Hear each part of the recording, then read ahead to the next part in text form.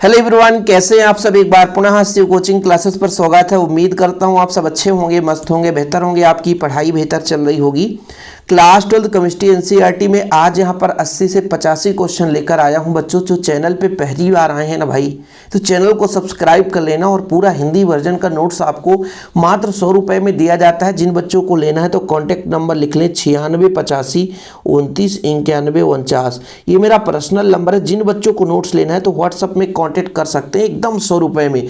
बच्चों जो नोट्स 400-500 में दिया जाता है ना, वो मात्र 100 रुपये में आपको प्रॉपर रूप से मिलते हैं। तो जिन बच्चों को लेना है तो कॉन्टैक्ट जरूर करें, क्योंकि प्रॉपर तैयारी के लिए प्रॉपर नोट्स की जरूरत होती है, जो कि शिव कोचिंग क्लासेस के माध्यम से दिया जाता है। चलिए शुरू करते हैं बच्चों। आज हम 80 से 85 क्वेश्चन, लेकिन सुपर फास्ट रहेगा। जो चैनल पे पहली बार आया है तो चैनल को सब्सक्राइब कर लेना और लास्ट तक देखना है यार बच्चों। मजा तो तभी आएगा जब आपसे इस सारी एक एक क्वेश्चन बनेंगे और एग्जाम में फोड़ के आओगे।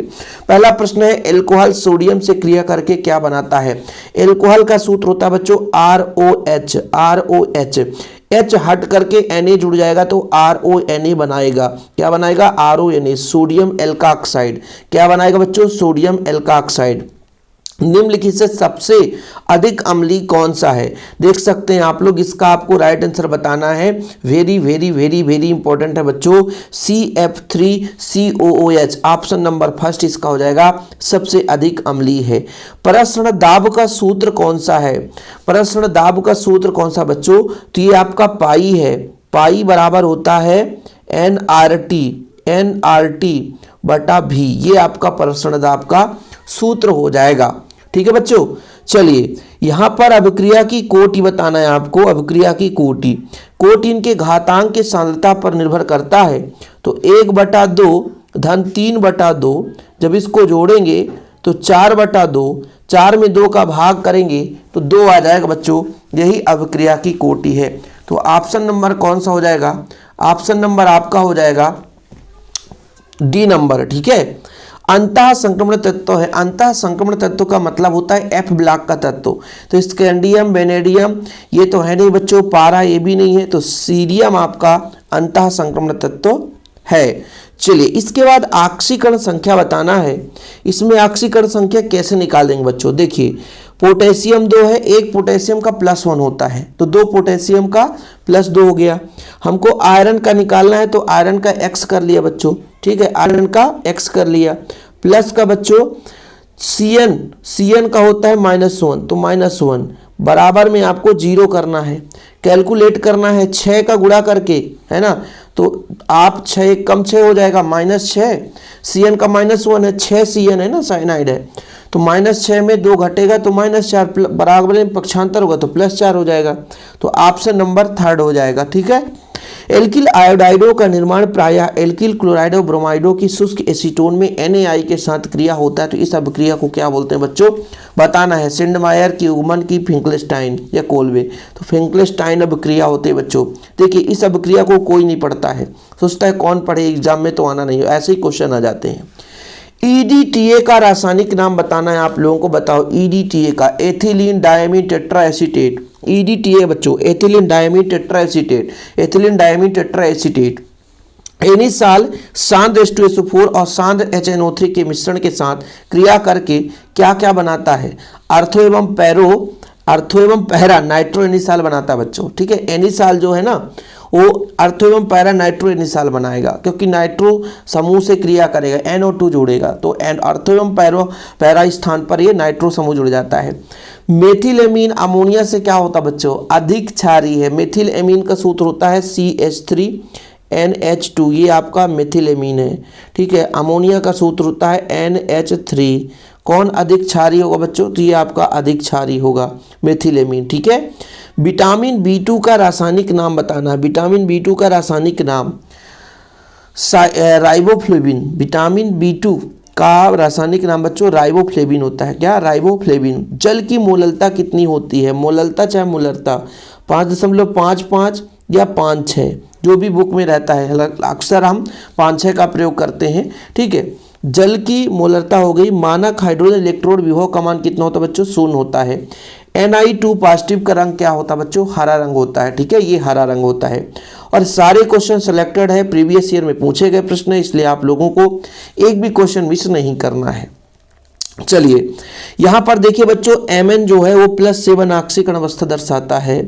ठीक है बच्चों, इसके बाद आप देखो एल्डोहेक्सोस क्या होगा, दुग्ध शर्करा आपका लैक्टोज हो जाएगा बच्चों, ये आपका ईथर हो जाएगा बच्चों, ये आपका है C6 हिंसबर्ग अभिकर्मक है। तो चलो कोई बात नहीं है, इसमें जाते ही नहीं अपन लोग। सुक्रोज का सूत्र बच्चों C12H22O11 है। हाफ मैन ब्रोमाइड अभिक्रिया, इसका आपको बताना बच्चों, ये प्राथमिक एमीन पे जाएगा। और क्या बच्चा, प्राथमिक संयोजकता और एल्डोहेक्सोस, एल्डोहेक्सोस में ग्लूकोज चला जाएगा और प्राथमिक संयोजकता ऋणात्मक आयन में चला जाएगा। ठीक है, कोई दिक्कत तो नहीं है। चलो केवल ये हिंसबर्ग अभिकर्मक छूट गया जो कि आगे देखने को मिल जाएगा। डीडीटी का रासायनिक नाम, ईडीटी अभी देखा था एथिलीन डाइमीन टेट्राएसीटेट, है ना। और ये डीडीटी का क्या है, डाइक्लोरो डाइफेनिल ट्राइक्लोरोएथेन, डाइक्लोरो डाइफेनिल ट्राइक्लोरोएथेन इसका नाम हो गया। युग्मन अभिक्रिया की रासायनिक अभिक्रिया दीजिए, रासायनिक समीकरण देना है। किसी से यदि ना बने तो सिंपल तरीके से मैं यहाँ पे बता देता हूँ। युग्मन अभिक्रिया के 2-3 रिएक्शन है, आप बेंजीन डाइजोनियम लवण से क्रिया करा दो, C6H5N2Cl है बच्चों, इसकी क्रिया आप फिनाल से क्रिया करा दो, ये आपका फिनाल है। तो सिंपल कुछ भी नहीं, यहाँ से आपका एक H निकलता है और Cl को ले जाता है। ठीक है, Cl को ले जाता है तो HCl बाहर हो गया, तो बचा क्या, C6H5N2 बचा और इसके साथ फिनाल जुड़ जाता है। ठीक, खत्म, ये आपको बनाता है प्लस HCl। तो ये आपका NaOH की उपस्थिति में होता है, जिसको लिखना है तो लिख सकते हैं, बाकी आप लोग होशियार हो।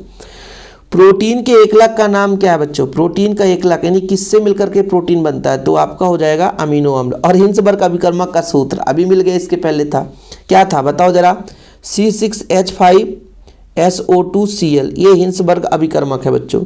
इसके बाद मोलर चालकता का सूत्र बताना है, मोलर चालकता लैम्बडा m बराबर कप्पा गुणे भी, ये आप लोग लिख लेना बच्चों। शून्य कोटि अभिक्रिया के लिए दर स्थिरांक की इकाई क्या है, शून्य कोटि mole litre inverse second inverse, mole litre inverse second inverse लिख लो, mole litre inverse second inverse, mole litre inverse second inverse. Okay बच्चों, चलें आगे। स्कैंडियम का इलेक्ट्रॉनिक विन्यास, स्कैंडियम का इलेक्ट्रॉनिक विन्यास बताओ। 18 को हम आर्गन लिख सकते हैं, ये 18 हो गए। स्कैंडियम का होता है टोटल 21, तो इसका आ जाएगा 4s में 2 इलेक्ट्रॉन और 3d में 1 इलेक्ट्रॉन। स्कैंडियम का 21 संक्रमण तत्व का पहला तत्व है बच्चों, 3d संक्रमण श्रेणी का। इसके बाद फिर से चलते हैं बहुविकल्पी प्रश्न, फटाफट आप लोग करिए। जिसमें पहला प्रश्न है, इसका आपको ऑक्सीकरण संख्या निकालनी है। तो पोटेशियम का +1 होता है पहली बात, ठीक है। कोबाल्ट का हमको निकालना है।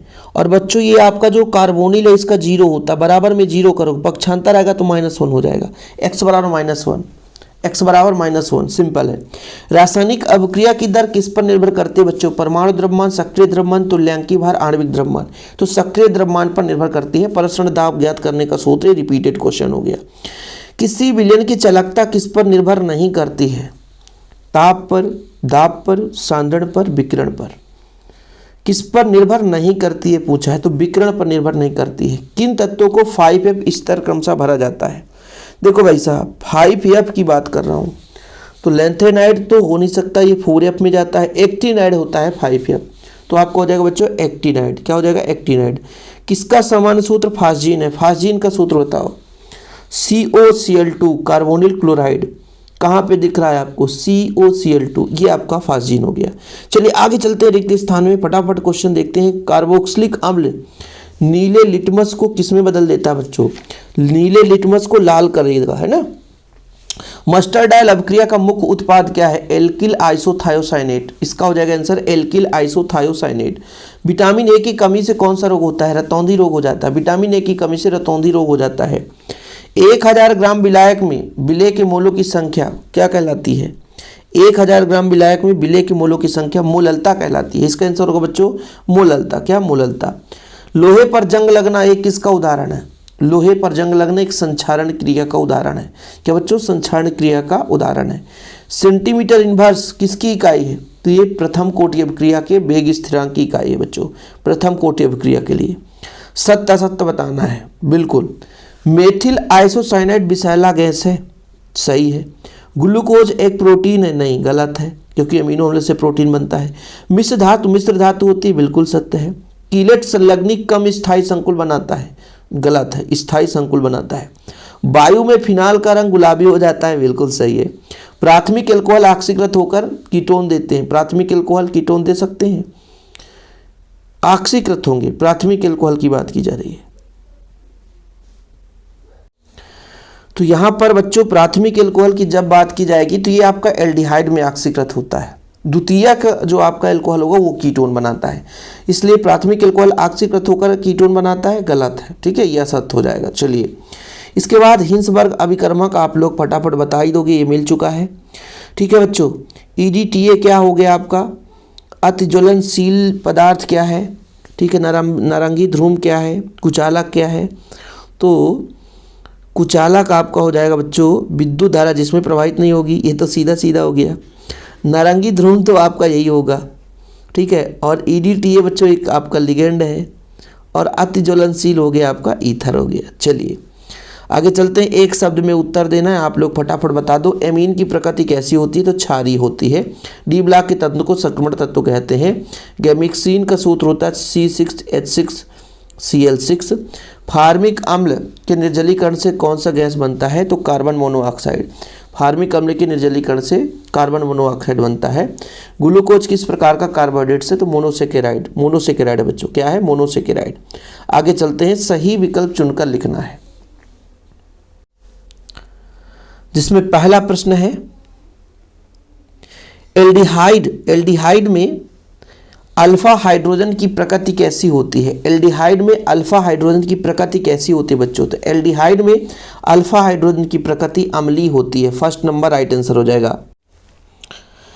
इसके बाद दूसरा है 5 ग्राम, यानी 5 ग्राम NaOH का होता है 40, 250 ml यानी 1000। अरे भैया रुक जाओ 5 ग्राम NaOH अणुभार 40, 1000 सूत्र पता है ना, बटा 250 कैलकुलेट कर लेना। ये चौकों से जाएगा और ये चौकों से 10 से जाएगा तो 0.5 आ जाएगा। कैलकुलेशन हमने पढ़ाया है, नहीं पढ़े हो तो आप लोग चिंता ना करो, चैनल पे बने रहना। ये आपका 0.5 मोल हो जाएगा। ये हमने बिलियर्ड की मोलरता निकाल दी। सेल स्थिरांक का इकाई क्या है, सेल स्थिरांक का इकाई सेंटीमीटर इनवर्स है, क्योंकि एरिया अपॉन लेंथ ये आपका फार्मूला है। तो क्षेत्रफल का नहीं भाई, ये उल्टा कर दिया आपने सर, L/A होता है ना। तो इसका होगा सेंटीमीटर, इसका सेंटीमीटर स्क्वायर। तो 1 सेंटीमीटर कट जाएगा, ऊपर जाएगा तो इन्वर्स लग जाएगा बच्चों। ठीक, तो ये हो जाएगा। आगे चलते हैं, यहाँ पर देखिएगा कि संकुल यौगिक देके रखा है, इसमें किस प्रकार की समव्यवस्था है। तो Cl बाहर हो गया है और SO4 अंदर हो गया है, तो आयन का बदलाव हुआ, तो आयनन समव्यवस्था 16 मिनट में 75% पूर्ण होती है, तो 50% पूर्ण होने में लगा समय। ये थोड़ा लंबा वाला क्वेश्चन है, इसको आगे चलकर न्यूमेरिकल में हम ऐड करेंगे। तो चैनल में इसलिए तो कहता हूँ जुड़े रहना। इसका राइट आंसर होगा 8 मिनट। निम्नलिखित एंजाइम माल्टोज को ग्लूकोज में परिवर्तित कर देता है। माल्टोज को ग्लूकोज में कौन बदलता है, तो माल्टोज को माल्टेज ऐसा है जो ग्लूकोज में बदलेगा बच्चों। इसके बाद 2,4,6 ट्राइनाइट्रोफिनॉल क्या कहलाता है। यार तू भी मैसेज क्यों आ रहा है यार। तो बच्चों बताओ इसमें क्या होगा। 2,4,6 मतलब 2 नंबर पे, 4 नंबर पे और 6 नंबर पे है। इसका ट्राइनाइट्रो 3 नाइट्रो तो फिनाल बनाते हैं, तो इसको बोलते हैं पिक्रिक अम्ल। ठीक है बच्चों, जैसे ये आपका हो गया फिनाल। ठीक है, यहाँ पे OH जुड़ा ही है। 2,4,6 2 नंबर ये हो जाएगा, 4 नंबर ये हो जाएगा, 6, यहाँ तीनों में नाइट्रो समूह जुड़ा है, तो ये आपका हो जाता है पिक्रिक अम्ल। इसकी क्रिया भाई साहब देखो भाई, ये आपका बेंजोइक अम्ल है, बेंजोइक अम्ल है। और बेंजोइक अम्ल की क्रिया किससे कराई जाए कि ये बन जाए, तो NH2 चाहिए। तो कुल मिलाकर यदि मैं NH3 से करा दूं तो बन जाएगा ना, बिल्कुल बन जाएगा। तो इसका हो जाएगा NH3। मेथिल एमीन एथिलेमीन से कम क्षारीय है, मेथिलेमीन एथिलेमीन से कम क्षारीय है, और मेथिलेमीन अमोनिया से अधिक क्षारीय है। किसी गैस की द्रव में विलेयता हेनरी के नियम द्वारा आधारित होता है। 1 फैराडे पर 6500 कूलाम है। EDTA आपका षटदंतुर लिगेंड है, जिसे हम बहुदंतुर बोलते हैं, हेक्सादंतुर बोलते हैं। स्टीफन अभिक्रिया द्वारा कीटोस बनाए जाते हैं। क्या सत्य है? तो ये गलत है। अभिक्रिया की दर की इकाई मोल लीटर इनवर्स सेकेंड इनवर्स, बिल्कुल सही है। लैंथेनाइड एक्टिनाइड की तुलना में अधिक क्रियाशील है। कौन अधिक क्रियाशील है? लैंथेनाइड नहीं, एक्टिनाइड ज़्यादा क्रियाशील है बच्चों, इसलिए गलत होगा ये। फिनाल को कार्बोलिक अम्ल कहते हैं, ये बिल्कुल सही है। ये लो भाई। हाफमैन ब्रोमाइड अभिक्रिया द्वारा प्राथमिक एमीन बनाए जाते हैं, सही है। किरेटिक एक गोलाकार प्रोटीन है, नहीं, गलत है ये। ठीक, चलिए इसके बाद हिंसबर्ग अभिकर्मक आप देखिए, रिपीटेड क्वेश्चन ये हो गया। विटामिन B12 में कोबाल्ट पाया जाता है, ठीक बच्चों, B12 में। और इसके बाद आपका प्रोटीन होगा किरेटिन। विटामिन डी की कमी से रिकेट्स हो जाता है, डाइजोनियम लवण का सूत्र हो जाएगा। अगले चलते, एक शब्द में उत्तर दीजिए। अब आप लोगों की बारी है। एफ ब्लॉक के तत्वों का इलेक्ट्रॉनिक विन्यास कौन बताएगा? N-2। एफ में कितने इलेक्ट्रॉन? 1 से 14 इलेक्ट्रॉन। N-1 डी में कितने इलेक्ट्रॉन? 0 से 2 इलेक्ट्रॉन। फिर आपका हो जाएगा NS में कितने इलेक्ट्रॉन? तो 2 इलेक्ट्रॉन। ये इसका इलेक्ट्रॉनिक विन्यास है, ठीक है, कोई दिक्कत तो नहीं है। इसके बाद बच्चों आप देखिए, फार्मलिन की परिभाषा लिखिए। फार्मलिन की परिभाषा बताना है। फार्मेलिन आपका फार्मेल्डिहाइड का 40% जलीय विलयन फार्मेलिन कहलाता है। 40% जलीय विलयन फार्मेल्डिहाइड का 40% जलीय विलयन फार्मेलिन कहलाता है। मोललता की परिभाषा दीजिए। 1 किलोग्राम विलायक में उपस्थित विलेय पदार्थ के मोलों की संख्या। 1 किलोग्राम विलायक में उपस्थित विलेय पदार्थ के मोलों की संख्या क्या कहलाती है बच्चों? मोललता कहलाती है। इसके बाद तुल्यांकी चालकता का इकाई क्या होता है? ओम इनवर्स सेंटीमीटर स्क्वायर तुल्यांकी इनवर्स।